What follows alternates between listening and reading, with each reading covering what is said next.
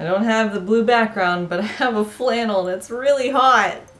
Sup, you beautiful bastards? Hope you're having a fantastic Thursday. My name's Samantha Siegel, and let's just jump right into it. So continuing on in my portraits for preparation for Vidcon in the hopes that I will see these people and be able to give it to them, here is Philip DeFranco. And if you somehow do not know about this amazing person, I will put a link in the description to his YouTube. Go subscribe.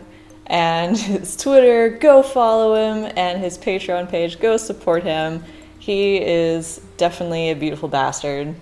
And his was actually the first one I did, and that was kind of on purpose, despite the fact that I didn't upload him first due to things I explained in the last video. But his was actually the first YouTube channel that I, one of the first, I don't remember, my memory's not that great, that I subscribed to and actually consistently followed and kept up with.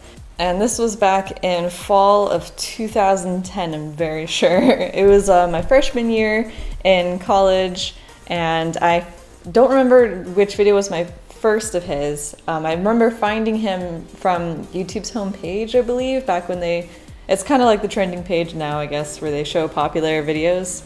And I'm pretty sure it was one of his news shows back then that I saw first, but then the only video I really remember as far back as that is actually, I think, the Vlogity.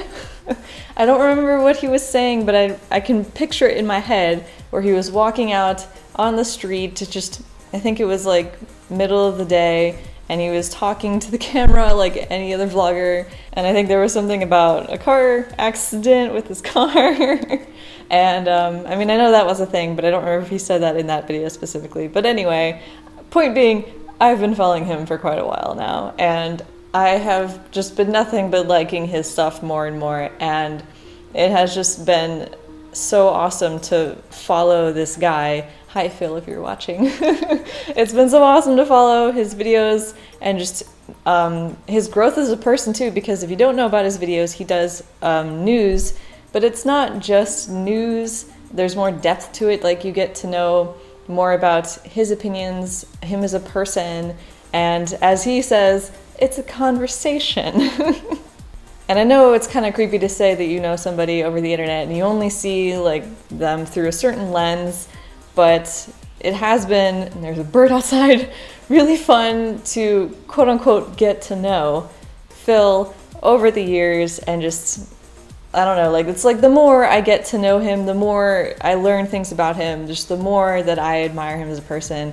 And I know, or at least I'm guessing, he probably wouldn't want to be put up so much, but too bad, Phil, you're an awesome person, and I think you're an awesome person, so you're just gonna have to deal, okay?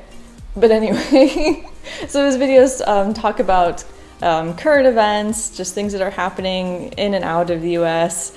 And sometimes he talks about, I mean, it's a whole variety of topics. There's not really just one topic, but his source of news and information are just one of the few sources that I can feel I can rely on, because I know that's kind of a millennial thing to say, that you can't trust the news anymore, but I just haven't really found a news outlet that really connects with me, that makes sense with me, and just feels like they're actually telling me something and makes it clear what's the news, what's the actual facts, and what's the opinion. There's a clear distinction that he has with his videos of, here is what actually happened and the facts, and here are my thoughts on it. Because a lot of the time when I've seen news growing up as a kid with my mom, and just even watching some news channels now, it's kind of all meshed together, and I don't like that. I would much prefer just to be told what is real, and they can have opinions. I just like it much better when it's separated, so there's no biases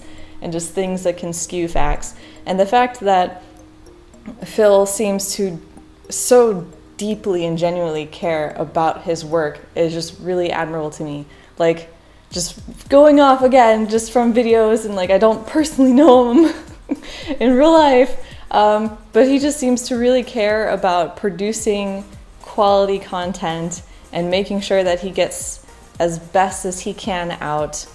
And just yeah, I'm just so excited about him and his progress and just his ambitions, and his new outlets and just things that he's trying now with DeFranco Elite. And I'm really happy for him, and I'm glad things are going in a direction that's so positive for him. And I'm kind of rambling right now because there's too much to say. He's too good of a person. And he makes me laugh, he entertains me, he teaches me, and he's an all-around cool, mellow guy. And also a quick shout out to the vlog channel, and I'll also put that link in the description, because if you do like Phil and you do like his new show, you will definitely like the vlog channel. And definitely say hi, Phil, if you're watching this, to the entire crew. And I really enjoy those videos too. And it's just something that I look forward to every day. Well, as the schedule is not every day, but any day there's going to be a video, I look forward to it. And I have been for years now. And it's just really cool to have somebody that was there like from the beginning of my YouTube experience. Not the beginning, but like when I started to actively like watch other people and stuff. It's just so cool to have that whole, it's not like a relationship, it sounds kind of dumb, but you know, quote unquote relationship. It's very one-sided. And now I'm feeling awkward. Anyway, I'm just saying, I like his stuff, right? And he's cool. And you should check him out if you haven't already. And yeah. There we go. So if you're watching, Phil, thank you for doing what you do. I really enjoy it, and you always make me smile, and I don't want to get too cheesy, so good for you. I'm excited for you, and I hope things continue to go well with you and your family and the whole team and everything. And alrighty then, so for this portrait, get to the art part about it. Using watercolors as I am with this entire series, the main reason I wanted to do this, and I think I kind of touched on it in the last video with Captain Sparkles, was I am so sick and tired of graphite. And you guys, I mean, if you've watched any of my recent graphite, quote unquote recent graphite videos, you'll know I'm so done with graphite. So I want to get used to watercolors too. I want to get more familiar with this medium. And after I did the portrait of my mom, which I don't know if you guys saw on my DeviantArt page, but that was like a test and experiment to see what I could do with portraits in color.